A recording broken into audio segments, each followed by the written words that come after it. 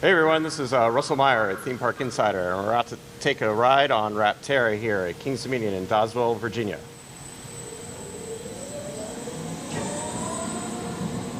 Alright, so Rapterra is the tallest and fastest launching wing coaster in the world. This first launch will take you from 0 to 65 in just under 4 seconds, and here we go! Woo! Right up into a stall. Alright. Into a dive loop.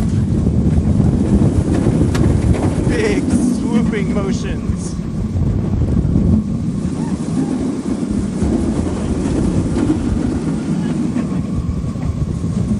Woo. A slow corkscrew. Good shot of air time there. And one final slow turn back into the station. There you have it. That's Rapterra at Kings Dominion.